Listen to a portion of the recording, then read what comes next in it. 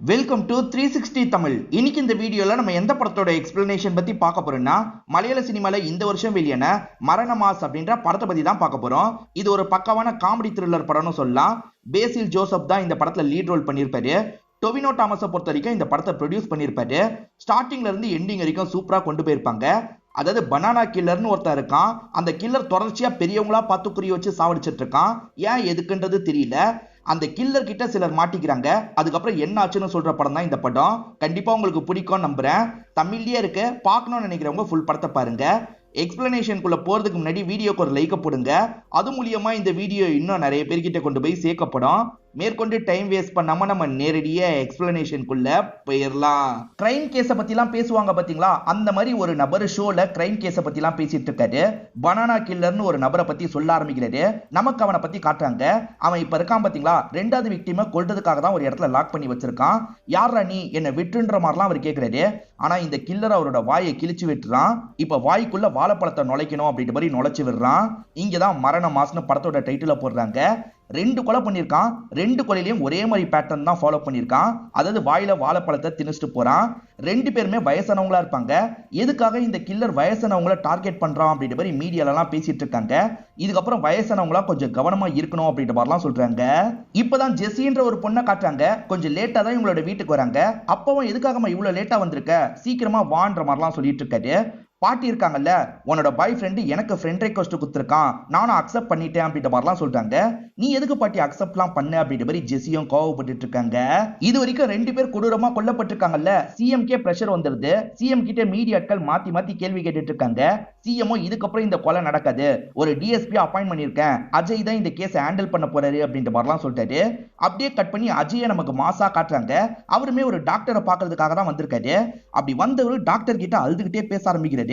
டாக்டரும் என்ன பிரச்சனை சொல்லுங்கன்ற மாதிரி கேட்கிறாரு. ஆக்சுவலா இந்த அஜயை பொறுத்த வரைக்கும் ஒரு நாய் வளர்ப்பாரு. அந்த நாய்னா இவருக்கு உயிர். திடீர்னு பார்த்தா அந்த நாய் காணாம போயிருக்கும். அது காணாம போனதுல இருந்து எந்த ஒரு வேலையும் ஓடல, கிடைச்சிடணும் அப்படின்ற மாதிரிலாம் அழுதுகிட்டே பேசிட்டு இருக்காரு. கவலைப்படாதீங்க சார், கிடைச்சிரும் அப்படின்ற மாதிரி இந்த டாக்டர் ஆறுதலா பேசுறாரு. சரி டாக்டர், நான் கிளம்புறேன்ற மாதிரி இவர் கிளம்ப ஆரம்பிக்கிறாரு. ஆக்சுவலா இவர் ஒரு சைக்கியாட்ரிஸ்ட் கிட்ட தானே பேசிட்டு இருக்காரு. இதை பத்தி மீடியாக்கள் வாய்க்கு வந்ததை சொல்றாங்க. அதாவது அந்த சைக்கோவோட மனநிலையை தெரிஞ்சுக்கிறதுக்காக தான் அஜய் நேரா இங்க வந்திருக்காரு போல அப்படின்ற மாதிரிலாம் பேசிட்டு இருக்காங்க. சார், நீங்க ஏதாவது சொல்ல விரும்புறீங்களான்னு இவர்கிட்டயும் கேள்வி கேட்கிறாங்க. இவர் பேசாம போயிடுறாரு. சீரியல் கில்லரை பிடிக்கிறதுக்காக அஜய்னு ஒருத்தர் அப்பாயிண்ட் பண்ணி இருக்கிறதா நியூஸ்ல சொல்லிட்டு இருக்காங்க. இது எல்லாத்தையும் அந்த சீரியல் கில்லர் ஒரு முடிவெற்ற கடையில கவனிக்கிறான். ஓஹோ, புதுசா போட்டிருக்காங்களா அப்படின்ற மாதிரி ஒரு பார்வை பாக்குறான். இப்பதான் நம்ம ஹீரோவை காட்டுறாங்க. நம்ம ஹீரோ பேரு லூக் அப்படின்றது. ஹீரோ வீட்டுல எக்ஸசைஸ் எல்லாம் பண்ணிட்டு இருக்காரு. அப்ப போலீஸுங்க மொத்தமா ஹீரோவை அமுக்குறதுக்காக வந்திருக்காங்க. அதாவது இந்த சீரியல் கில்லர் வேலையை ஹீரோ தான் பண்ணிட்டு இருக்கிறதா போலீஸுங்க நினைக்கிறாங்க. அதனால தான் அமுக்குறதுக்காக வராங்க. நம்ம ஹீரோவை பொறுத்த வரைக்கும் விஜயோட ஃபேனா இருப்பாரு. இப்ப மாசா என்ட்ரி கொடுக்குறாரு. தளபதி விஜய் படத்துல பண்ணுவார்ல, அதே மாதிரி இவரும் பண்றாரு. இப்ப போலீஸுங்களும் அமுக்கி இங்க இருந்து கூட்டு போயிட்டு இருக்காங்க. நம்ம ஹீரோ இருக்காருல, வயசானவங்கள கொஞ்சம் குறுகுறுன்னு பார்த்துட்டு இருந்திருக்காரு. அதனால தான் இந்த இன்ஸ்பெக்டருக்கு சந்தேகம் வந்திருக்கு. அதனால தான் தூக்கி இருக்கான்ற மாதிரிலாம் ஊர் மக்கள் கிட்ட சொல்லிட்டாரு. ஆனா ஊர் மக்கள்லாம் ஹீரோவை தூக்கி இருக்காங்கன்னு தெரிஞ்சோன்னா மொத்தமா இந்த இடத்துக்கு கூடி வந்துடுறாங்க. ஹீரோவை விட போறீங்களா இல்லையா, நாங்க தீ குளிச்சிருவோன்ற மாதிரிலாம் மிரட்டிட்டு இருக்காங்க. என்ன ஹீரோ மேல இவ்வளவு பாசம் வச்சிருக்காங்க அப்படின்ற மாதிரிலாம் இன்ஸ்பெக்டர் யோசிக்கிறாரு. அப்பதான் ஊர்ல இருக்க பெரியவர் இருக்கார்ல, பாசம்லாம் ஒன்னும் கிடையாது, இவன் இந்த ஊர்ல இருக்க எல்லாரையும் படாத பாடுபடுத்திட்டு இருக்கான். அதனாலதான் இந்த ஊரை சேர்ந்த எல்லாருமே நிறைய காசு போட்டு இவனை வெளிநாட்டுக்கு அனுப்பி வச்சிடலாம் முடிவு பண்ணிருக்கோம். இன்னும் ஒரு வாரத்துல இவனை வெளிநாட்டுக்கு அனுப்பி வச்சிருவோன்ற மாதிரிலாம் சொல்றாங்க. ஓஹோ, ஊரே இவனை பார்த்து பயப்படுறாங்க. இவன் சரியான காமெடி கேரக்டர் தான், இவன் கொலை பண்ற அளவுக்கு எல்லாம் ஒர்த் இல்லன்றதை இன்ஸ்பெக்டர் புரிஞ்சுக்கிறாரு. சரி நீ கிளம்புன்ற மாதிரி ஹீரோவை இங்க இருந்து அனுப்பி விடுறாரு. இப்ப அருவின்னு ஒருத்தரை காட்டுறாங்க. சின்ன வயசுலயே இவரோட அப்பாவை இவர் மிஸ் பண்ணிருப்பாரு. அப்ப திரும்பி கிடைக்கிறதுக்கு இந்த சடங்கை பண்ணுங்கன்னு ஒருத்தர் சொல்லியிருப்பாரு. அந்த சடங்கை இவரும் பண்ணிட்டு இருக்காரு. இப்ப அப்பாவை நினைச்சு யோசிச்சு பார்த்து ஃபீல் பண்ணிட்டு இருக்காரு. ஒரு சின்ன பையனும் அப்பாவை மிஸ் பண்ணிருக்கான் போல. இவருக்கு பக்கத்துல வந்து உட்கார்றான். இவருக்கு ஆறுதல்லாம் சொல்லிட்டு இருக்கான். கவலைப்படாதீங்க, 2 பேரோட அப்பாவும் கிடைப்பாருன்ற மாதிரி சொல்றான். அப்ப அருவி இருக்காருல, இவரோட அப்பாவை பத்தி யோசிச்சு பாக்குறாரு. ஆக்சுவலா இவரோட அப்பாவும் இவரும் ஒரே மாதிரி பச்சை குத்தி இருப்பாங்க. இதை வச்சுதான் அப்பாவை கண்டுபிடிக்க முடியும்ன்ற மாதிரிலாம் இவரும் யோசிச்சுட்டு இருக்காரு. இந்த அருவியை பொறுத்த வரைக்கும் கண்டக்டரா வேலை பார்த்துட்டு இருக்காரு. அதே பஸ்ல ஜித்தின் ஒருத்தர் டிரைவரா வேலை பார்த்துட்டு இருக்காரு. இவருக்கு ரொம்ப வருஷம் ஆயும் கல்யாணம் ஆகாம இருக்கும். ஊர்க்காரங்க தான் இவரை பத்தி தப்பு தப்பா சொல்லி கல்யாணத்தை நிறுத்திக்கிட்டே இருப்பாங்க. இப்போ ஒரு பொண்ணு கூட இவர் சம்பந்தம் முடிச்சிருக்காரு போல. இப்ப எல்லார்கிட்டயும் பேச ஆரம்பிக்கிறாரு. ஒவ்வொரு வாட்டியும் என்னோட கல்யாணத்தை நிறுத்திக்கிட்டே இருக்கீங்க, இந்த வாட்டி நிறுத்தணும்னு எவனாவது வேலை பார்த்தீங்க தொலைச்சிருவேன் அப்படின்ற மாதிரிலாம் மிரட்டுறாரு. இன்னும் ஒரு மாசத்துல என்னோட கல்யாணம், எல்லாருமே வந்து சேருங்கன்ற மாதிரி எல்லார்கிட்டயும் சொல்றாரு. அப்படியே கட் பண்ணி நம்ம ஹீரோவை காட்டுறாங்க. ஹீரோ இருக்காருல, லவ் பண்ற பொண்ணை பாக்குறதுக்காக தான் ஒரு இடத்துக்கு போயிட்டு இருக்காரு. அவங்க பாக்ஸிங் பிராக்டிஸ் எல்லாம் எடுப்பாங்க, அவங்கள பாக்குறதுக்காக வந்துடுறாரு. ஜெசின்னு ஒரு பொண்ணை காமிச்சாங்கல்ல, அந்த பொண்ணை தான் ஹீரோ லவ் பண்ணிட்டு இருக்காரு போல. ஆக்சுவலா ஹீரோவை பனானா கில்லர்ன்ற மாதிரி சந்தேகப்பட்டு கூட்டு போனாங்கல்ல, இந்த மாதிரி ஒருத்தனை லவ் பண்ணுமான்ற மாதிரி ஜெசி யோசிக்கிறாங்க. அதே மாதிரி ஊரே சேர்ந்து உன்னை ஒரு வெளிநாட்டுக்கு அனுப்பி வைக்கிறதுக்கு முடிவு பண்ணிருக்காங்க. நான் மட்டும் எதுக்காக உன் கூட இருக்கணும், நம்ம பிரேக்கப் பண்ணிக்கலாம் அப்படின்ற மாதிரி சொல்லிட்டாங்க. இவரும் கெஞ்சிலாம் கேட்டு பாக்குறாரு, இவங்க பிரேக்கப்னு சொல்லிடுறாங்க. நமக்கு கொலை பண்ற சீரியல் கில்லரா ஒருத்தரை காமிச்சாங்கல்ல, அவர் பேரு ஸ்ரீகுமார் அப்படின்றது. அவர் வேலை என்னன்றது இப்பதான் தெரியுது. ஸ்கூல்ல எல்லாம் சத்து மாவு போய் தருவாங்கல்ல, அந்த வேலை தான் பார்த்துட்டு இருக்காரு. ஒரு கவர்மெண்ட் ஆபீசரா இருப்பாரு. இப்ப சின்ன பசங்க கிட்ட கதை சொல்றாரு. டாம் அண்ட் ஜெரி கதை தான் சொல்றாரு, ஆனா அதையே ரொம்ப கோரமா சொல்றாரு. அதாவது டாம் ஜெரிய பிடிச்சிருச்சு, கொடூரமா சாவடிச்சது அப்படின்ற மாதிரிலாம் சொல்லிட்டு இருக்காரு. பசங்களே அழுதுட்டு இருக்காங்க. அப்ப இந்த இடத்துக்கு டீச்சர் வந்துடுறாங்க. சரி, நீங்க எப்போ வரும்போதோ இந்த மாதிரி தான் கதை சொல்றீங்க, இவ்வளவு வயலண்டான கதையெல்லாம் பசங்க கிட்ட சொல்லாதீங்க, நீங்க முதல்ல கிளம்புங்கன்ற மாதிரிலாம் சொல்றாங்க. இவரும் சரின்ற மாதிரி இங்க இருந்து கிளம்புறதுக்காக நடக்கிறாரு. ஒரு பையனுக்கு மட்டும் கதை பிடிச்சிருக்கு, அடுத்த கதை எப்போ சொல்லுவீங்கன்னு கேக்குறான். சீக்கிரமா சொல்றேன்ற மாதிரி இவரும் இங்க இருந்து கிளம்புறாரு. ஜெசியோட அப்பாவும் பாட்டியும் சேர்ந்த மாதிரி ஜெசியை சர்ப்ரைஸ் பண்ணலாம் நினைக்கிறாங்க. சர்ப்ரைஸ்க்காக அவங்க பேசிட்டு இருக்காங்கல்ல, அதெல்லாம் ஜெசியோட காதுல கேட்க தான் செய்யுது. இருந்தாலும் அவங்க ரெண்டு பேர் உள்ள வரும்போது இவங்களும் சர்ப்ரைஸ் ஆன மாதிரிலாம் நடிச்சிட்டு இருக்காங்க. இப்ப ரெண்டு பேருமே கிஃப்ட் எல்லாம் தராங்க. பாட்டி இருக்காங்கல்ல, பெப்பர் ஸ்ப்ரேவை தான் கிஃப்டா தராங்க. என்ன பாட்டி இதை போய் தரீங்கன்ற மாதிரி பேத்தி கேக்குறாங்க. உன் சேஃப்டிக்கு இது தேவைப்படும், எவனாவது வம்பு பண்ணான்னு வச்சுக்கோ, அவன் கண்லயே அடிச்சு விட்டுரு அப்படின்ற மாதிரி பாட்டியும் சொல்றாங்க. சரின்னு இவங்க ஏத்துக்கிறாங்க. இவங்களுக்கு இப்ப ஹீரோ கிட்ட இருந்து மெசேஜா வந்துட்டு இருக்கு. அதை சுத்தமா இவங்க கண்டுக்கவே மாட்டாங்க. இது எல்லாத்தையும் ஜன்னலுக்கு அந்த சைடுல இருந்து ஹீரோ கவனிச்சிட்டு இருக்காரு. ஹீரோ கிஃப்ட் தரதுக்காக தான் வந்திருப்பாரு. இவன் என்ன நம்மளை இப்படி அவாய்ட் பண்றான்ற மாதிரி ஃபீல் பண்றாரு. இப்ப சோகமா அழுதுகிட்டே இங்க இருந்து கிளம்ப ஆரம்பிக்கிறாரு. இப்போ ஒரு பையன் இருக்காரு பாத்தீங்களா, அப்பாவை முதியோர் இல்லத்துல சேர்க்கறதுக்காக வந்திருக்காரு.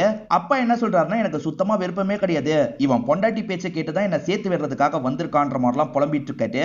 இப்ப இங்க இருக்கிறவர் என்ன பண்றாருன்னா, ஒரு பொண்ணை கூப்பிடுறாரு. ஐயாவை கூட்டு போன்ற மாதிரி சொல்லிட்டாரு. அந்த பொண்ணை பார்த்தோன்னா இந்த பெரியவர் குஷி ஆயிடுறாரு. வாமா போலான்ற மாதிரி அந்த பொண்ணை கூப்பிட்டுட்டு இங்க இருந்து கிளம்புறாரு. அப்பாக்கு இங்க இருக்கிறதுல விருப்பம் இல்லைன்ற மாதிரிலாம் சொன்னார்ல, அதனால இங்க இருக்கவரும் எதுக்காக அப்பாவை சேர்க்கலாம்னு நினைச்சீங்க, ஏதாவது பிரச்சனைனா என்கிட்ட சொல்லுங்க, பேசிய ப்ராப்ளத்தை சால்வ் பண்ணிக்கலாம், அப்பா இந்த இடத்துல கஷ்டப்பட போறாரு அப்படின்ற மாதிரிலாம் சொல்லிட்டாரு. பரவாயில்ல சார், அவர் பண்ண காரியத்துக்கு இருக்கட்டும்னு சொல்லிட்டாரு. அப்படி என்ன பண்ணாரு, நான் பேசுறேன்ற மாதிரி இவர் திரும்ப சொல்லிட்டாரு. அவர் பண்ண காரியம் என்ன தெரியுமா, என் ஒய்ஃபை தப்பா டச் பண்ணிருக்காரு, அதனால தான் இந்த இடத்துல விடுறதுக்காக வந்திருக்கேன்னு சொல்லிட்டாரு. அதாவது மருமக கிட்டே இவர் வேலையை காட்டியிருக்காருன்றது தெரிய வருது. இந்த கிழவன் கொஞ்சம் வில்லங்கமானவன் போல அப்படின்ற மாதிரி இங்க இருக்க ஆபீசரும் யோசிக்கிறாரு. அந்த பெரியவரோட பேரு கேசவன் அப்படின்றது. இங்க இருக்க லேடிஸ் கூட எல்லாம் சேர்ந்த மாதிரி ஜாலியா இவர் விளையாடிட்டு இருக்காரு. இப்ப மாண்டேஜ் சீனா நிறைய காட்டுறாங்க, அது ஒவ்வொன்னா உங்ககிட்ட சொல்றேன். இந்த அஜயை பொறுத்த வரைக்கும் அந்த குற்றவாளியை தேட மாட்டாரு, அந்த நாயை தான் தேடி அலைஞ்சிட்டு இருக்காரு. அப்படியே கட் பண்ணி ஹீரோவை காட்டுறாங்க. ஹீரோ ஜெசிக்கு நிறைய மெசேஜ் எல்லாம் அனுப்புறாரு. ப்ளீஸ் ஜெசி, இந்த மெசேஜுக்கு ரிப்ளை பண்ணு அப்படின்ற மாதிரிலாம் கேட்கிறாரு. ஆனா அவங்க கிட்ட இருந்து ஒரு மெசேஜ் கூட வரவே மாட்டேங்குது. இந்த சீரியல் கில்லர் இருக்கான்ல, வேற ஒரு பெரியவரை டார்கெட் வச்சிடறான். அவரு கதையை முடிச்சு வாயில வாழைப்பழத்தை நுழைச்சிடறான். மரத்துக்கு மேலதான் அவரோட பாடியை போட்டிருக்கான். போலீஸுங்களும் இந்த இடத்துக்கு வந்து பாக்குறாங்க. எப்படியாவது அவனை கண்டுபிடிக்கணும் அப்படின்ற மாதிரிலாம் யோசிச்சுட்டு இருக்காங்க. ஹீரோ விளையாடும் போது ஃப்ரெண்டோட வாயில வாழைப்பழத்தை நுழைக்கிறாரு. இந்த விஷயத்தெல்லாம் இன்ஸ்பெக்டர் கவனிக்கிறாரு. ஒருவேளை இவன் தான் அந்த கொலையெல்லாம் பண்ணிட்டு இருக்கானா அப்படின்ற மாதிரி சந்தேக பார்வை பாக்குறாரு. அப்படியே கட் பண்ணி கேசவன் அப்படின்ற பெரியவரை காட்டுறாங்க. அவருக்கு சுத்தமா இந்த இடத்துல அடைஞ்சிருக்கிறது பிடிக்க மாட்டேங்குது. அப்பதான் அந்த அஜயோட நாய் இருக்கு பாத்தீங்களா, இவர்கிட்ட வந்து விளையாடிட்டு இருக்கு. இந்த நாய் வேற என்ன தொல்லை பண்ணுது அப்படின்ற மாதிரி புலம்புறாரு. எப்படியாவது இங்க இருந்து தப்பிக்கணும்னு யோசிக்கிறாருல, எல்லாருமே அசந்த சமயம் காம்பவுண்ட் சவரை எகிரி குதிச்சு இங்க இருந்து தப்பிச்சிடுறாரு. ஆனா அந்த அஜயோட நாய் இருக்கு பாத்தீங்களா, இவரை துரத்திக்கிட்டு பின்னாடியே வந்துட்டு இருக்கு. இந்த நாய் வேற உன்னை என்ன பண்றோம் பாரு அப்படின்ற மாதிரி சங்கிலி போட்டு ஒரு இடத்துல கட்டி விட்டுறாரு. நம்ம போலான்ற மாதிரி அங்க இருந்து கிளம்பிடுறாரு. அந்த சீரியல் கில்லர் ரேண்டமா கொலை பண்ணல, திட்டமிட்டு தான் கொலை பண்ணிட்டு இருக்கான் போல. அடுத்து கேசவனை கொலை பண்ணும் அப்படின்ற மாதிரி யோசிக்கிறான். கேசவன் வீட்டுக்குள்ள சாமர்த்தியமா நுழையிறான். பார்த்தா பையனும் அவரோட ஒய்ஃபா மட்டும் தான் இருக்காங்க. இந்த பெருசு எங்க போச்சு அப்படின்ற மாதிரிலாம் யோசிக்கிறாரு. அவர் கிடைக்கல, அதனால அங்க இருந்து கிளம்பிடுறாரு. இப்போ ஒரு பார்ல உட்காந்து இவர் சரக்கு வச்சிட்டு இருக்காரு. அந்த பெருசு எங்க போனான்னு தெரியலையே, அவனை தூக்கணும்ன்ற மாதிரிலாம் யோசிக்கிறாரு.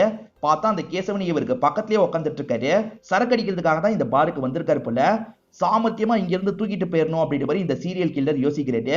சாவடிச்சு எப்பவுமே வாயில வாழைப்பழத்தை வைப்பார்ல, அதனால வாழைப்பழத்தை ஆர்டர் போட்டுறாரு. இந்த பெரியவர் கூட பேசிக்கிட்டே சரக்கச்சிட்டு இருக்காரு. இந்த பெரியவர் போதையில ரிமோட்டை வச்சு டிவி அடிச்சு உடைச்சிடுறாரு. இதனால ஹோட்டல சேர்ந்தவங்க எல்லாம் கோவமா இந்த இடத்துக்கு வந்துடுறாங்க. ஒழுங்கு மரியாதையா காசை தாண்ட மாதிரி இந்த பெரியவரோட காலர் எல்லாம் பிடிச்சிட்டு இருக்காங்க. அப்ப இந்த சீரியல் கில்லர் ஸ்ரீகுமார் இருக்கார்ல, என்ன பண்ணிட்டு இருக்கீங்க, அவர் வயசானவரு, விடுங்க, நான் காசு தரேன்ற மாதிரி இவரு காசெல்லாம் தந்துடுறாரு. இந்த பெரியவரை கூட்டிட்டு கிளம்புறாரு. அப்பதான் வாழைப்பழம் டெலிவரி தரதுக்காக அந்த நபர் வந்துடுறாரு. ரேட்டிங் பார்த்து போடுங்க சார் அப்படின்ற மாதிரி வாழைப்பழத்தை தந்துடுறாரு. நடந்து போயிட்டு இருக்க வழியிலே இந்த பெரியவர் ஒரு இடத்துல வாந்தி எடுத்துடுறாரு. அந்த கடைக்காரர் இருக்காருல, ஒழுங்கா கிளீன் பண்ணிட்டு போன்ற மாதிரி சொல்லிட்டாரு. வேற வழி இல்ல, கிளீன் பண்ணலான்ற மாதிரி ஸ்ரீகுமாரும் கிளீன் பண்ற வேலையெல்லாம் பண்ணிட்டு இருக்காரு. இந்த பெரியவரை எப்படியாவது ஒரு இடத்துக்கு கூட்டு போய் கதையை முடிக்கணும்னு நினைக்கிறாரு. பெரியவர் எனக்கு சோடா மட்டும் வாங்கித்தான்னு கேட்கிறாரு. உட்காருங்கன்ற மாதிரி ஒரு இடத்துல உட்கார வச்சுட்டு இவர் சோடா வாங்குறதுக்காக வராரு. இந்த கேப்ல அந்த பெரியவர் இருக்காருல, ஒரு பஸ்ல ஏறி கிளம்ப போறாரு. என்ன இந்த பெரியவர் போயிட்டாரு, எப்படியாவது அமுக்கணும்ன்ற மாதிரி இவருமே பஸ்ஸை துரத்திட்டு வந்துட்டு இருக்காரு. கஷ்டப்பட்டு இவருமே இந்த பஸ்ல ஏறிடுறாரு. ஸ்டார்டிங் நமக்கு ஒரு டிரைவர் கண்டக்டரை காமிச்சாங்கல்ல, அந்த பஸ்ல தான் இவங்க ரெண்டு பேருமே ஏறி இருக்காங்க. இந்த பெரியவர் போதையில இருக்கிறதுனால ஏகப்பட்ட கெலாட்டெல்லாம் பண்ணிட்டு இருக்காரு. ஒரு நபர் வீடியோ கால்ல அவரோட ஒய்ஃப் கிட்ட கொஞ்சம் பேசிட்டு இருக்காரு. இந்த பெரியவர் தான் லேடிஸ் விஷயத்துல வீக் இல்ல, அந்த ஒய்ஃபையே குறுகுறுன்னு பார்த்துட்டு இருக்காரு.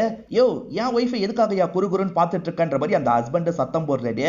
இங்க இருந்து கோவமா எந்திரிச்சு போயிடுறாரு. இந்த பெரியவர் லேடிஸ்க்கு தொல்லை குத்துட்டு இருக்கிறத கண்டக்டரா கவனிக்கிறாரு. லேடிஸ்க்கு தொல்லலாம் கொடுக்காதீங்க, ஒழுங்கா அமைதியா உட்காருங்கன்ற மாதிரி சொல்லிட்டாரு. அப்பயே இந்த பெரியவர் அடங்குற மாதிரியே தெரியல. அப்படியே கட் பண்ணி நமக்கு அஜயை காட்டுறாங்க. அஜய் டீம்ல இருக்க ஒரு லேடி இருக்காங்கல்ல, சார் குமரன் ஒருத்தர் இறந்து போனாரு. அவர் ஃப்ரெண்ட்ஸா 4 பேர் இருந்தாங்க. அந்த 4 பேர்ல தான் இப்ப 3 பேர் இறந்து போயிருக்காங்க. மீதி இருக்க ஒருத்தரோட பேரு கேசவன் அப்படின்றது. ஒன்னு அந்த கேசவன் தான் இந்த கொலையெல்லாம் பண்ணிருக்கணும், அப்படி இல்லைன்னா அவர் தான் அடுத்த டார்கெட்டா இருக்கணும்னு சொல்லிட்டாங்க. நானும் அதே தான் கெஸ் பண்ணன்ற மாதிரி அஜய் சொல்லிட்டாரு. இப்ப கேசவன் போட்டோவை எடுத்து அந்த இடத்துல மாற்றாரு. சோ கேசவன் தான் சாக வாய்ப்பு இருக்கு அப்படின்றத இவங்க கெஸ் பண்ணிடுறாங்க. இப்ப நைட்டு நேரம் அந்த பஸ்ஸை நமக்கு காட்டுறாங்க. ரொம்ப கம்மி பேர் மட்டும் தான் இருக்காங்க. இந்த பெரியவர் இருக்காருல, ஜெசிக்கு பின்னாடி வந்து உட்காந்துடுறாரு. தப்பாலாம் டச் பண்ணலாம் நினைக்கிறாரு. இப்ப பொறுமையா கையை கொண்டு போயிட்டு இருக்காரு. இதை ஜெசியும் ஃபீல் பண்றாங்க. அவர் கை வைக்கிட்டோம், நம்ம ஸ்ப்ரே பண்ணிடலான்ற மாதிரிலாம் யோசிக்கிறாங்க. இவர் கையை கொஞ்சம் கொஞ்சமா கீழே இறக்கிட்டு இருக்காரு. தப்பா டச் பண்றதுக்கு பாக்குறாரு. அப்ப இவங்க இருக்காங்கல்ல, சட்டுன்னு திரும்பி இவரோட மூஞ்சில ஸ்ப்ரேவை அடிச்சுக்கிட்டே இருக்காங்க. இந்த பெருசுக்கு இதெல்லாம் தேவைதான் அப்படின்ற மாதிரி பாக்குற கண்டக்டரும் சொல்றாரு. இவங்க அடிச்ச ஸ்ப்ரே இருக்கு பாத்தீங்களா, பின்னாடி இருக்க ஸ்ரீகுமார் மேலேயும் கொஞ்சம் படுது. அவருமே கண்ணெல்லாம் தொடச்சிட்டு இருக்காரு. ஆனா இவங்க அடிச்ச ஸ்ப்ரேனால இந்த பெரியவருக்கு வீசிங் ப்ராப்ளம் வந்துருது. கொஞ்ச நேரத்தையே மூச்சு விட முடியாம இறந்து போயிடுறாரு. என்ன பெரியவர் அசைவே இல்லாம இருக்காருன்னு கண்டக்டர் செக் பண்றாரு. அப்பதான் இறந்து போனது தெரியுது. எது இறந்துட்டாரா அப்படின்ற மாதிரி ஜெசி ஷாக் ஆகுறாங்க. என்னமா அநியாயத்துக்கு கொன்னுட்டேன்ற மாதிரி கண்டக்டர் கேக்குறாரு. நான் வேணும்ட்டே பண்ணலன்ற மாதிரி அவங்க சொல்றாங்க. எது செத்து போயிட்டானா, இவன் என் கையால தானே சாவணும் அப்படின்ற மாதிரி ஸ்ரீகுமாரும் இவருக்கு உயிர் கொடுக்கறதுக்கு ட்ரை பண்ணிட்டு இருக்காரு. என்ன பண்ணியே இவரை காப்பாற்ற முடியல, இவர் இறந்து போயிட்டாருன்றது கன்ஃபார்ம் ஆயிருது. நம்ம தான் இப்ப ஜெயிலுக்கு போக போறோமான்ற மாதிரி ஜெசி ஃபீல் பண்றாங்க. ஏமா இவ்வளவு ஸ்ப்ரேவா அடிப்பன்ற மாதிரி இந்த டிரைவர் கேக்குறாரு. போலீஸ் ஸ்டேஷனுக்கு வண்டியை கொண்டு போலான்னு சொல்லிட்டாரு. இது போலீஸ் ஸ்டேஷனுக்கு போக போறீங்களா, போலீஸ் ஸ்டேஷனுக்கு போனா இந்த பொண்ணோட லைஃபே போயிடும், வேணான்ற மாதிரி ஸ்ரீகுமார் சொல்லிட்டாரு. ஏன்னா பாடி போலீஸ் கிட்ட போக கூடாது, நம்ம கிட்ட தான் கிடைக்கணும்னு யோசிக்கிறாரு. போலீஸ் கிட்ட போகாம இந்த பிரச்சனையை எப்படி முடிக்கிறது அப்படின்ற மாதிரி இவங்க எல்லாருமே சேர்ந்த மாதிரி பேசிட்டு இருக்காங்க. அப்படியே கட் பண்ணி அஜயை காட்டுறாங்க. கேசவன் ஆசிரமத்துல தான் இருக்காருன்னு தெரிஞ்சு அந்த ஆசிரமத்தை செக் பண்றதுக்காக வந்திருக்காரு. அவர் ரூமை செக் பண்ணி பார்க்கும்போது நிறைய அடல்ட் மேகசின்லாம் இருக்கு. இந்த பெரியவர் கொஞ்சம் வில்லங்கமானவர் போல அப்படின்ற மாதிரி அஜயும் புரிஞ்சுக்கிறாரு. பெரியவர் எங்க தப்பிச்சு போயிருப்பாரு, சிசிடிவி எல்லாம் செக் பண்ணலாம் அப்படின்ற மாதிரி யோசிக்கிறாரு. இந்த ஸ்ரீகுமாரை பொறுத்த வரைக்கும் இந்த பெரியவரோட பாடி வேணும்னு நினைக்கிறாரு போல. ஸ்ரீகுமார் இருக்கார்ல, இந்த பொண்ணுக்காக நான் ஹெல்ப் பண்ணலாம்னு நினைக்கிறேன், இந்த பாடியும் என்னையும் ஒரு இடத்துல இறக்கி விட்டுருங்க, நான் இந்த பாடியை பாத்துக்கிறேன்னு சொல்லிட்டாரு. சார் இவ்வளவு பெரிய உதவி பண்ண போறீங்க, உங்களுக்கு என்ன சார் வேணும், எவ்வளவு காசு வேணும்ன்ற மாதிரிலாம் கேக்குறாங்க. காசெல்லாம் வேணான்னு சொன்னா டவுட் வரும்ல, அதனால இருக்கிற காசை தாங்கன்ற மாதிரி ஸ்ரீகுமார் கேக்குறாரு.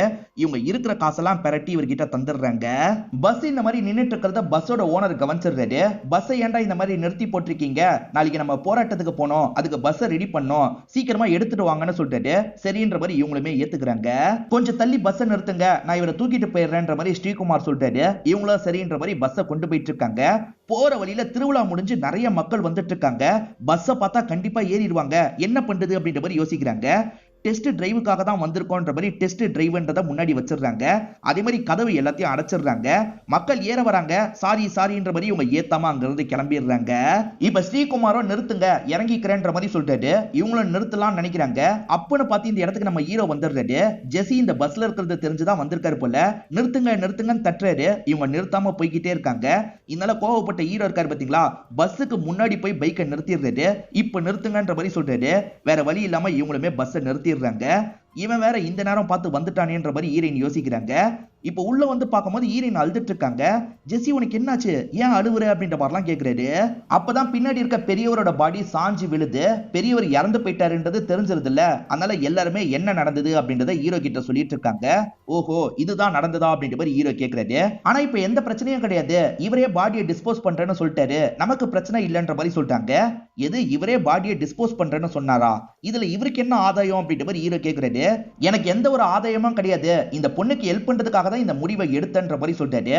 ஆனா ஹீரோ இருக்கார்ல, இவரு போற வழியில போலீஸ் கிட்ட மாட்டிக்கிட்டா கண்டிப்பா நம்ம பேரை சொல்லுவாரு, எல்லாருமே மாட்டுவோம், அதுக்கு எல்லாருமே சேர்ந்த மாதிரி பாடியை டிஸ்போஸ் பண்றதுக்கு போலாம், சேஃபா நம்ம பண்ணி முடிச்சிடலாம்ன்ற மாதிரி சொல்றாரு. இந்த பொண்ணுக்காக நீ வேணா கூட போ, நாங்க எதுக்கு வரணும்ன்ற மாதிரி டிரைவர் கேட்கிறாரு. நீங்களும் இந்த இடத்துல தானே இருந்தீங்க, நீங்களும் மாட்டுவீங்கன்ற மாதிரி ஹீரோ பயம் புத்துறாரு. இந்த டிரைவருக்கு பயம் வருது. இந்த டிரைவருக்கு ஒரு பொண்ணு கூட நிச்சயம் ஆயிருக்குல்ல, அந்த பொண்ணு அடிக்கடி கால் பண்ணிக்கிட்டே இருக்காங்க. இவரும் ஸ்வீட்டா அவங்க கிட்ட பேசுறாரு. இந்த பிரச்சனையெல்லாம் காட்டிக்க மாட்டாரு. அந்த கேசவன் எங்க போனாருன்றத பாக்குறதுக்காக சிசிடிவியை செக் பண்றாங்க. அப்படி செக் பண்ணும்போது அஜயோட நாய் அங்க இருக்கிறத கவனிக்கிறாரு. அதை பார்த்து பயங்கரமா சந்தோஷப்படுறாரு. கேசவனும் மிஸ் ஆகுறாரு, அந்த நாயும் மிஸ் ஆகுது. சோ கேசவன் கூட தான் அந்த நாய் போயிருக்கு போல, கேசவனை கண்டுபிடிச்சா என்னோட நாயும் கிடைச்சிரும் அப்படின்ற மாதிரி பயங்கரமா இந்த இடத்துல சந்தோஷப்படுறாரு. இப்ப பாடியை எப்படி டிஸ்போஸ் பண்றது அப்படின்ற மாதிரி எல்லாருமே ஹீரோ கிட்ட கேக்குறாங்க. ஹீரோக்கு சட்டுன்னு ஒரு ஐடியா வருது. ரீசெண்டா ஒரு நபர் இறந்து போயிருப்பாரு, அடக்கம்லாம் பண்ணிருப்பாங்க, பேசாம அந்த இடத்த தோண்டி நம்ம அடக்கம் பண்ணிட்டா என்னன்னு கேக்குறாரு. எல்லாருமே சரின்ற மாதிரிலாம் ஏத்துக்கிறாங்க. இந்த ஹீரோ வேற தொல்லை பண்றானே அப்படின்ற மாதிரி ஸ்ரீகுமார் யோசிக்கிறாரு. இப்ப இவங்க எல்லாருமே அந்த இடத்துல புதைக்கிறதுக்காக வந்துட்டு இருக்காங்க. இப்போ ஒரு செவரெல்லாம் தாண்டி குதிச்சு வந்துடுறாங்க. இவங்க புதைக்கலாம் நினைச்சா அந்த இடத்துல ஷூட்டிங் நடந்துட்டு இருக்கு. அதாவது ஒரு ஹஸ்பண்டோ ஒய்ஃபோ போட்டோ ஷூட் தான் எடுத்துட்டு இருக்காங்க. என்னடா சுடுகாட்டுல போட்டோ ஷூட் எடுத்துட்டு இருக்கீங்கன்ற மாதிரி இவங்க யோசிக்கிறாங்க. சரி போகட்டும், அது வரைக்கும் வெயிட் பண்ணலாம்னு வெயிட் பண்ணிட்டு இருக்காங்க. இப்ப டிரைவரும் கெட்டிக்க போற பொண்ணு கிட்ட பேசி சமாளிச்சிட்டு இருக்காரு. இப்ப இந்த ஜெசி இருக்காங்கல்ல, ஃபீல் பண்ணி அழுகுறாங்க. அநியாயத்துக்கு ஒருத்தனை சாவடிச்சிட்டேன்னு சொல்றாங்க. நீ ஒன்னும் நல்லவனை சாவடிக்கல, அவன் தப்பானவனை தான் சாவடிச்சிருக்க, இதுக்கு நீ சந்தோஷம் தான் பண்ணும் அப்படின்ற மாதிரி காமெடிலாம் சொல்லி அவங்களை சிரிக்க வச்சிட்டு இருக்காரு. அதே சமயம் கண்டக்டர் இருக்கார்ல, அந்த பெருசு ரொம்ப தப்பானவம்மா, அவனை நீ சாவடிச்சது சரிதான்ற மாதிரி சொல்றாரு. இப்ப டிரைவருக்கு பயங்கரமா பசிக்குது போல, பேக்ல ஏதாவது சாப்பிடறதுக்கு வச்சிருக்கீங்களான்னு ஸ்ரீகுமார் கிட்ட கேக்குறாரு. ஸ்ரீகுமார் வாழைப்பழம் வச்சிருக்காரு. அதை தந்தா நம்ம தான் பனானா கில்லர்னு டவுட் வர கூட வாய்ப்பு இருக்குன்னு யோசிக்கிறாரு. சரி தருவோன்ற மாதிரி எடுத்து பழத்தெல்லாம் தந்துட்டு இருக்காரு. யாருக்குமே இவர் பனானா கில்லர்ன்ற மாதிரி டவுட்லாம் வர மாட்டேங்குது. சாதாரணமா வாங்கி சாப்பிட்டுட்டு இருக்காங்க. இவரும் பெரியவரோட பாடியை கொண்டு போகணும்னு யோசிக்கிறாரு. இந்த ஹஸ்பண்டோ ஒய்ஃபோ டிராகுலா கெட்டப்ல தான் இருக்காங்க.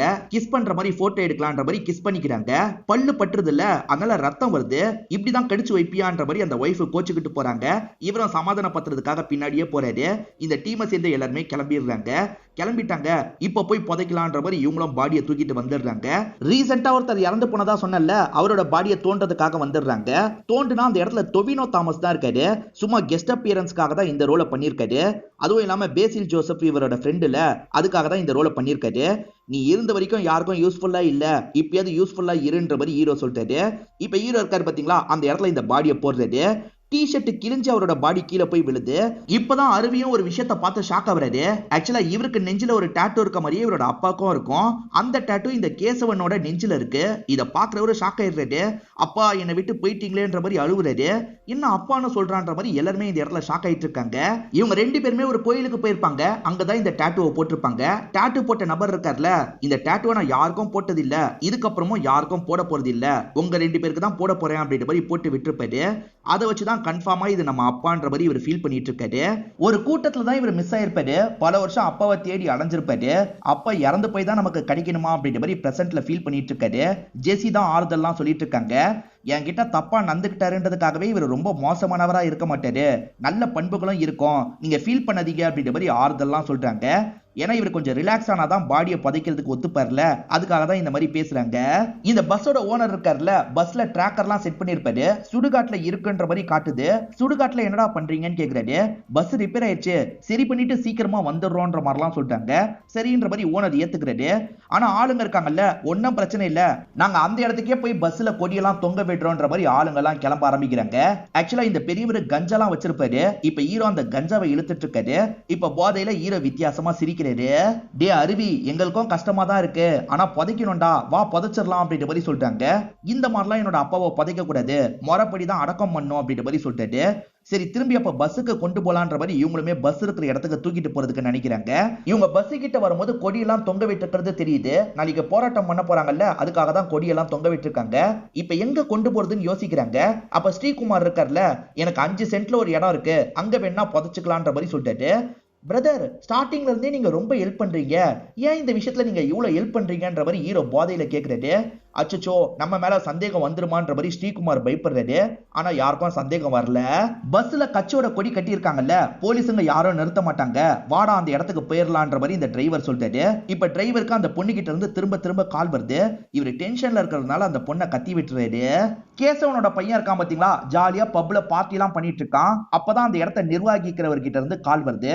உங்க அப்பா இங்க இருந்து தப்பிச்சு போயிட்டாரு, போலீஸ் வேற தேடிட்டு இருக்காங்க, நீங்களும் தேடுறதுக்கு ஹெல்ப் பண்ணுங்க அப்படின்ற மாதிரிலாம் கேக்குறாரு. அவர் எங்கெங்கெல்லாம் போக வாய்ப்பு இருக்குன்னு எனக்கு தெரியும், அங்கெல்லாம் போய் செக் பண்ணி பார்க்கலான்ற மாதிரி பையன் ஏத்துக்கிறாரு. இப்ப பையன் எங்க தெரியுமா செக் பண்றாரு, லேடிஸ் ரெஸ்ட் ரூம்லாம் இருக்கும் பாத்தீங்களா, அங்கதான் செக் பண்றாரு. உங்க அப்பா இங்கதான் அலைவாரா அப்படின்ற மாதிரி இவர் கேக்குறாரு. ஆமா இங்கதான் சுத்துவாருன்ற மாதிரி இவரும் சொல்றாரு. ஸ்ரீகுமார் இதுக்கு முன்னாடி 3 பேரை சாவடிச்சு வாயில வாழைப்பழத்தை வச்சார்ல, அதே மாதிரி இவரோட வாயிலையும் வாழைப்பழத்தை வைக்கணும்னு நினைக்கிறாரு. அதுக்கு இவங்கலாம் தடியா இருக்காங்களே அப்படின்ற மாதிரி கோவம் வருது. அந்த கோவத்தை நேரடியா வெளிப்படுத்தலாம்னு நினைக்கிறாரு. வண்டியை நிறுத்துன்ற மாதிரி சொல்லிட்டாரு. ஏன் என்னாச்சு அப்படின்ற மாதிரி எல்லாருமே கேக்குறாங்க. ஒழுங்கு மரியாதையே இந்த பாடியை என்கிட்ட ஒப்படைச்சிருங்கன்ற மாதிரி கொஞ்சம் வில்லத்தனமா பேசுறாரு. ஆனா ஹீரோ இருக்கார்ல, நீ இப்படி பேசும்போது காமெடியா இருக்குன்னு சிரிக்கிறாரு. எல்லாருக்குமே காமெடியா தான் தெரிஞ்சிருக்கும், எல்லாருமே சிரிக்கிறாங்க. எல்லாருமே சிரிக்கிறதுனால இவருமே ஒரு ஸ்டேஜ்ல டென்ஷன் ஆயிடுறாரு. என்னடா சிரிச்சிட்டு இருக்கீங்க, நான் தாண்டா அந்த சீரியல் கில்லரு, உங்களை என்ன பண்றேன் பாருன்ற மாதிரி ஆயுதத்தை எடுக்கிறாரு. எல்லாருமே செம்மையா பயப்பட ஆரம்பிக்கிறாங்க. அந்த சைடு டாக்டர் இருக்கார்ல, அந்த சீரியல் கில்லர் ஒவ்வொரு கொலையும் ரொம்ப கொடூரமா பண்ணிருக்கான், அவன் ரொம்ப கொடூரமானவன்ற மாதிரிலாம் சொல்றாரு. இவங்களுமே இவர் பேசுறத பார்த்தெல்லாம் பயப்படுறாங்க. அப்ப திடீர்னு டிரைவர் சடன் பிரேக் போடுறாரு. இவர் பொத்துன்னு கீழே விழுந்துடுறாரு. நான் வேணும்ட்டு இதை பண்ணல, அங்க பாருங்க ஒருத்தன் திடீர்னு பஸ்ஸை நிறுத்திட்டான்ற மாதிரி காட்டுறாரு.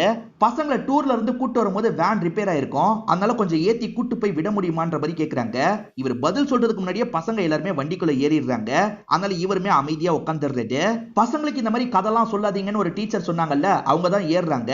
ஸ்ரீகுமார் சார் நீங்க இங்கதான் இருக்கீங்களான்ற மாதிரிலாம் கேக்குறாங்க.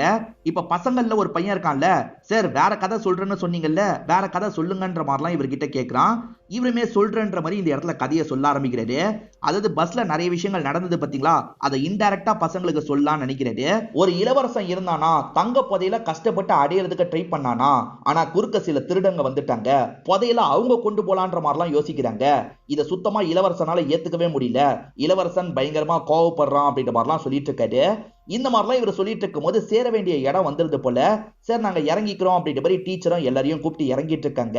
அந்த சின்ன பையன் மட்டும் கோவப்பட்ட இளவரசன் என்ன பண்ணான்ற மாதிரி திரும்ப கேட்கிறான். அதுக்கு இவர் இருக்கார்ல, நீயே என்ன பண்ணிருப்பான்னு சொல்லுன்ற மாதிரி கேட்கிறாரு. அவங்க எல்லாரையும் அவன் சாவடிச்சிருவான் அப்படிதானே அப்படின்ற மாதிரி சிரிச்சுக்கிட்டே அந்த பையன் இங்க இருந்து கிளம்பிடுறான். இவருமே முறைச்சு ஒரு பார்வை பாக்குறாரு. எல்லாருமே பயப்படுறாங்க. இப்ப கூட ஒன்னும் கெட்டு போல, பாடியை என்கிட்ட தந்துட்டு கிளம்புங்கன்ற மாதிரி சொல்லிட்டாரு.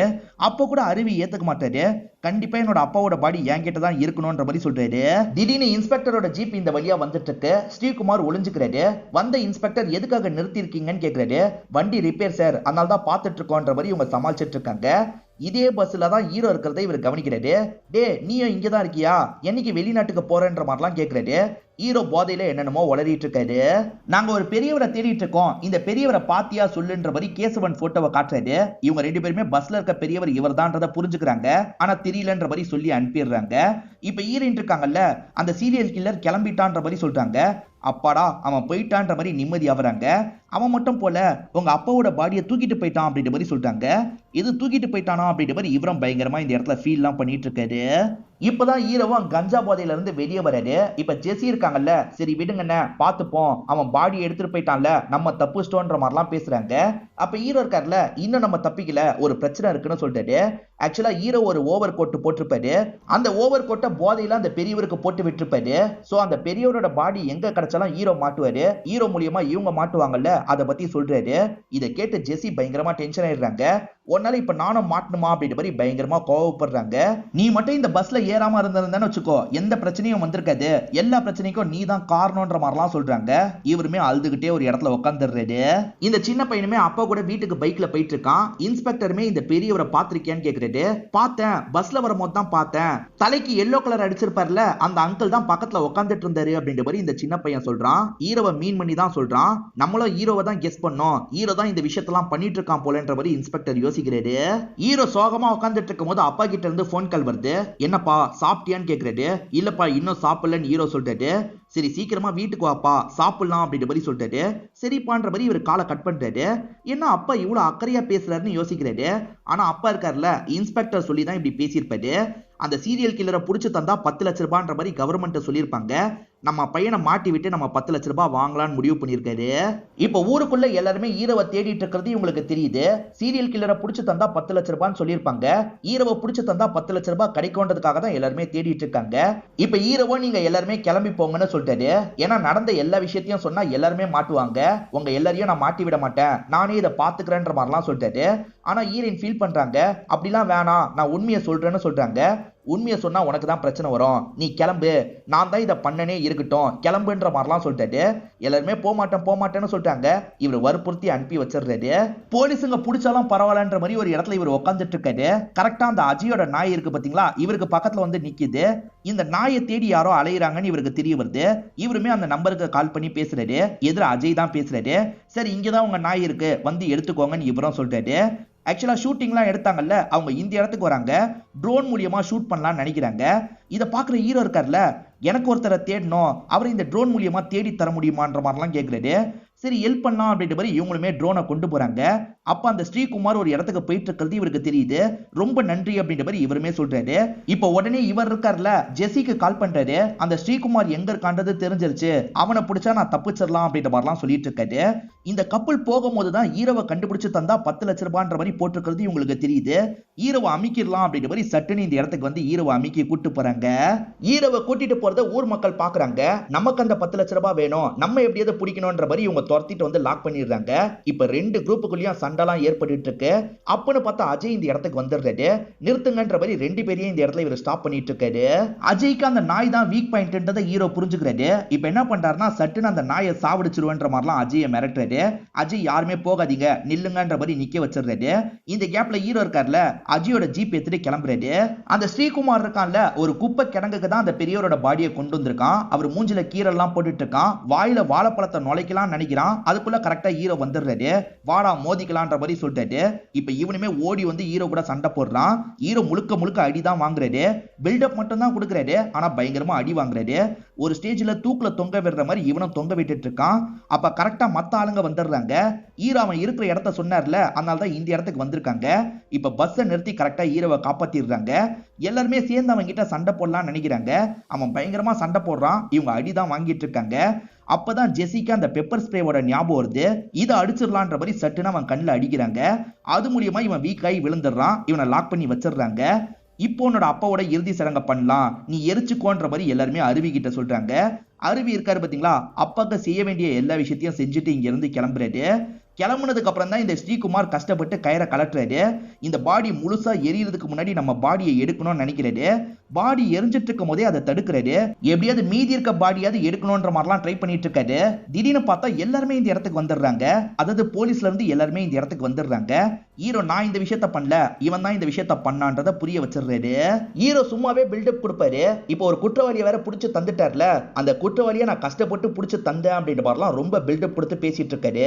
அருவி சின்ன வயசுல அப்பா கூட ஒரு கோயிலுக்கு வந்தாரு பாத்தீங்களா, இப்ப டிரைவரை கூட்டிட்டு அந்த கோயிலுக்கு வந்திருக்காரு. கிளம்பலான்ற மாதிரி இவங்க கிளம்புறதுக்கு தயாராகிறாங்க. அப்பதான் இவர மாதிரியே டாட்டூ போட்டு நிறைய பேர் வந்துட்டு இருக்காங்க. என்ன எல்லாருமே இதே டாட்டூ போட்டிருக்காங்கன்ற மாதிரி யோசிக்கிறாரு. இப்பதான் ஒரு விஷயத்த நமக்கு ரிவீல் பண்றாங்க. உங்களுக்கு மட்டும் தான் போடுறன்ற மாதிரி அந்த டாட்டூ போடுறவர் சொன்னாரு பாத்தீங்களா? ஆனா எல்லாருக்குமே இந்த டாட்டூ தான் அவர் போட்டு விடுறாருன்னு தெரிய வருது. அப்ப அந்த பெரியவர் நம்ம அப்பா தானான்ற மாதிரி அருவி யோசிக்கிறாரு. நம்ம அப்பா தான் அப்படின்ற மாதிரி இவருக்கு இவரே சமாதானம்லாம் சொல்லிட்டு இருக்காரு. எதுக்காக ஸ்ரீகுமார் இந்த கொலையெல்லாம் பண்ணாருன்ற மாதிரி ஒரு கேள்வி இருக்கு பாத்தீங்களா? கிரைம் ஷோலாம் பண்ற ஒருத்தர் தான் அதை பத்தி சொல்றாரு. அப்பதான் நமக்கு நிறைய விஷயங்கள் தெரியுது. குமரன் ஒரு நபர் 4 பேர் கூட சேர்ந்து தங்கியிருப்பாரு. குமரன் வேலை விஷயமா வெளியூருக்கு போறாரு. இந்த 4 ஃப்ரெண்ட்ஸ் எலி தொல்லையால ரொம்ப கஷ்டப்படுறாங்க. இன்னைக்கு நம்ம வாழைப்பழத்துல விஷத்தை கலந்து வைக்கணும்ன்ற மாதிரி யோசிக்கிறாங்க. நிறைய வாழைப்பழத்தை அங்கங்க இவங்க வச்சிடுறாங்க. அந்த மாதிரி டேபிள்லயும் ஒண்ணு வச்சிருக்காங்க. குமரன் வெளியூர்ல இருந்து வந்துடுறாரு. செம்ம பசியில இருப்பாரு. புட்டு தான் வாங்கிட்டு வந்திருப்பாரு. அப்ப டேபிள்ல இருக்க வாழைப்பழத்தை பாக்குறாரு. பிசைஞ்சு சாப்பிடலாம் அப்படின்ற மாதிரி இவரும் பிசைஞ்சு சாப்பிடுறாரு. அப்படி சாப்பிட்டதுல இவர் இறந்து போயிடுவாரு. இந்த குமரன் பையனா தான் ஸ்ரீகுமார் இருப்பாரு. அப்பாவோட சாவுக்கு அந்த ரூம்மேட் 4 பேர் தானே காரணம். அந்த 4 பேரோட கதையை முடிக்கணும்னு நினைச்சிருப்பாரு. அதனால தான் ஸ்டார்டிங்ல இருந்து 4 பேரை இவர் கொலைலாம் பண்றதுக்கு ட்ரை பண்ணிருப்பாரு. இப்போ உங்களுக்கு தெளிவா புரிஞ்சிருக்கும்னு நினைக்கிறேன். இந்த படம் உங்க எல்லாருக்குமே பிடிச்சிருக்கும்னு நம்புறேன். இந்த வீடியோ உங்களுக்கு பிடிச்சிருந்ததுன்னா லைக் பண்ணுங்க, கமெண்ட் பண்ணுங்க, மறக்காம 360 தமிழ் சேனலை சப்ஸ்கிரைப் பண்ணுங்க. தொடர்ச்சியா இந்த மாதிரி வீடியோக்கள் வந்துகிட்டே தான் இருக்கும்.